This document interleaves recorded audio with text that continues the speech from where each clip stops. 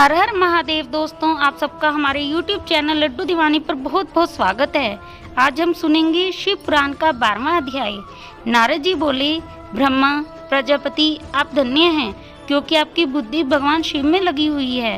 हे विधे, आप पुनः इसी विषय का सम्यक प्रकार से विस्तार पूर्वक वर्णन करें। ब्रह्मा जी ने कहा, तात, एक समय की बात है, मैं सब ओर से ऋषियों तथा देवताओं को बुलाकर उन सबको क्षीर सागर के तट पर ले गया, जहाँ सबका हित साधन करने वाले भगवान विष्णु निवास करते हैं। वहाँ देवताओं के पूछने पर भगवान विष्णु ने सबके लिए शिव पूजन की ही श्रेष्ठता बतलाकर कहा कि एक मुहूर्त या एक क्षण भी जो शिव का पूजन नहीं किया जाता वही हानि है, वही महान छिद्र है, वही अंधापन और वही मूर्खता है। जो भगवान शिव की भक्ति में तत्पर है, जो मन से उन्हीं को प्रणाम और उन्हीं का चिंतन करते हैं, वे कभी दुख के भागी नहीं होते। जो महान सौभाग्यशाली पुरुष, मनोहर भवन, सुंदर आभूषणों से विभूषित स्त्रियां, जितना मन को संतोष हो उतना धन, पुत्र, पौत्र आदि संतति, आरोग्य, सुंदर शरीर, अलौकिक प्रतिष्ठा, स्वर्गीय सुख, अंत में मोक्ष रूपी फल अथवा परमेश्वर शिव की भक्ति चाहते हैं, वे पूर्व जन्म के पुण्य से भगवान शिव की पूजा में प्रवृत्त होते हैं। जो पुरुष भक्ति प्रायण हो शिवलिंग की पूजा करते हैं, उसको सफल सिद्धि प्राप्त होती है तथा वह पापों के चक्कर में नहीं पड़ता। भगवान के इस प्रकार उपदेश देने पर देवताओं ने श्री हरि को प्रणाम किया और मनुष्यों की समस्त कामनाओं की पूर्ति के लिए उनसे शिवलिंग देने के लिए प्रार्थना की। हे मुनि श्रेष्ठ, उस प्रार्थना को सुनकर जीवों के उद्धार में तत्पर रहने वाले भगवान विष्णु ने विश्वकर्मा को बुलाकर कहा, विश्वकर्मा, तुम मेरी आज्ञा से संपूर्ण देवताओं को सुंदर शिवलिंग का निर्माण करके दो। तब विश्वकर्मा ने मेरी और श्री हरि की आज्ञा के अनुसार देवताओं को उनके अधिकार के अनुसार शिवलिंग बना कर दिए। मुनि श्रेष्ठ नारद, किस देवता को कौन सा शिवलिंग प्राप्त हुआ, इसका वर्णन आज मैं कर रहा हूँ। इंद्र पद्मराग मणि के बने हुए शिवलिंग की और कुबेर सुवर्णमय लिंग की पूजा करते हैं। धर्म पीतमणिमय लिंग की तथा वरुण श्याम वर्ण के शिवलिंग की पूजा करते हैं। भगवान विष्णु इंद्र नीलमय तथा ब्रह्म हेममय लिंग की पूजा करते हैं। विश्वदेवगण चांदी के शिवलिंग की, वसुगण पीतल के बने हुए लिंग की तथा दोनों अश्विनी कुमार पार्थिव लिंग की पूजा करते हैं।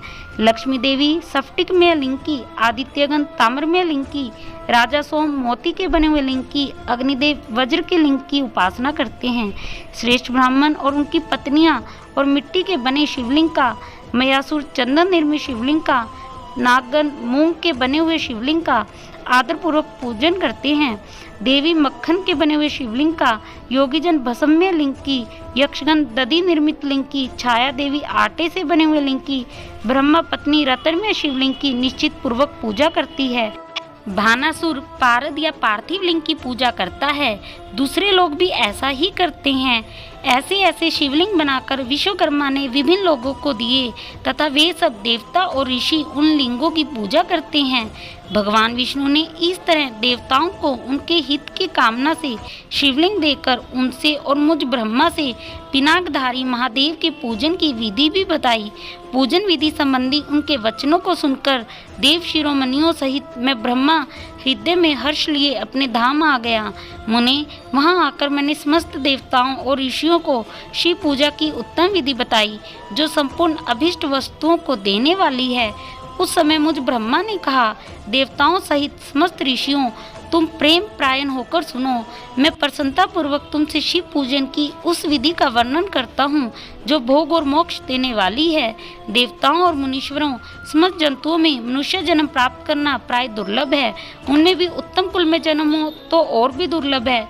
उत्तम कुल में भी आचारवान ब्राह्मणों के यहाँ उत्पन्न होना उत्तम पुण्य से ही संभव है।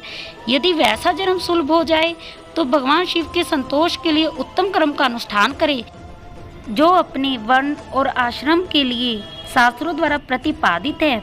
जिस जाति के लिए जो कर्म बताया गया है उसका उल्लंघन ना करे। जितनी संपत्ति हो उसके अनुसार ही दान करे। कर्म में सहस्त्रों योगों से तपोयोग बढ़कर है। सहस्त्रों तपोयोग से जप यज्ञ का महत्व अधिक है। ध्यान यज्ञ से बढ़कर कोई वस्तु नहीं है। ध्यान ज्ञान का साधन है, क्योंकि योगी ध्यान के द्वारा अपने इष्ट देव समृद्ध शिव का साक्षात्कार करता है। ध्यान यज्ञ में तत्पर रहने वाले उपासक के लिए भगवान शिव सदा ही सन्निहित हैं। जो विज्ञान से संपन्न है, उन पुरुषों की शुद्धि के लिए किसी प्रायश्चित की आवश्यकता नहीं है। मनुष्य को जब तक ज्ञान की प्राप्ति ना हो तब तक वह विश्वास दिलाने के लिए कर्म से ही भगवान शिव की आराधना करे। जगत के लोगों को एक ही परमात्मा अनेक रूपों में अभिव्यक्त हो रहा है। एकमात्र भगवान सूर्य एक स्थान में रहकर भी जलाशय आदि विभिन्न वस्तुओं में अनेक से दिखते हैं। हे देवताओं, संसार में जो सत्य या असत्य वस्तु देखी या सुनी जाती है वह सब पर ब्रह्म शिव स्वरूप ही है, ऐसा समझो। जब तक तत्व ज्ञान न हो जाए तब तक प्रतिमा की पूजा आवश्यक है। ज्ञान के भाव में जो भी प्रतिमा पूजा की अवहेलना करता है उसका पतन निश्चित है। इसलिए ब्राह्मणों, ये यथार्थ बात सुनो। अपनी जाति के लिए जो कर्म बताया गया है उसका प्रयत्न पूर्वक पालन करना चाहिए।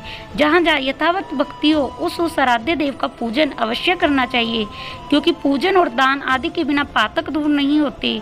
जैसे मैले कपड़ों में रंग बहुत अच्छा नहीं चढ़ता है, परंतु जब उसको धोकर स्वच्छ कर लिया जाता है तब उस पर रंग अच्छी तरह चढ़ते हैं। इसी प्रकार देवताओं की भली भांति पूजा से त्रिविध शरीर पूर्णतः निर्मल हो जाता है, तभी उस पर ज्ञान का रंग चढ़ता है और तभी विज्ञान का प्राकट्य होता है।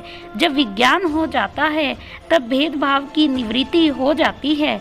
भेद की संपूर्णता निवृत्ति हो जाने पर दुख दूर हो जाते हैं और द्वंद्व दुख से रहित पुरुष शिव रूप हो जाता है। मनुष्य जब तक गृहस्थ आश्रम में रहे तब तक पांचों देवताओं की तथा उनमें श्रेष्ठ भगवान शंकर की प्रतिमा की पूजा करे, जो सबकी एकमात्र मूल है। उन भगवान शिव की पूजा सबसे बढ़कर है, क्योंकि मूल के सींचे जाने पर शाखा स्थानीय संपूर्ण देवता स्वतः तृप्त हो जाते हैं। अतः जो संपूर्ण मनोवांछित फलों को पाना चाहता है वह अपने अभीष्ट की सिद्धि के लिए समस्त प्राणियों के हित में तत्पर रहकर लोक कल्याणकारी भगवान शंकर का पूजन करे। हर हर महादेव। अगर आप शिव पुराण का 13वां अध्याय सुनना चाहते हैं तो हमारे चैनल को लाइक, शेयर, सब्सक्राइब अवश्य करिएगा। हम आपके लिए आगे भी धार्मिक और ज्ञानवर्धक वीडियोस लाते रहेंगे। हर हर महादेव।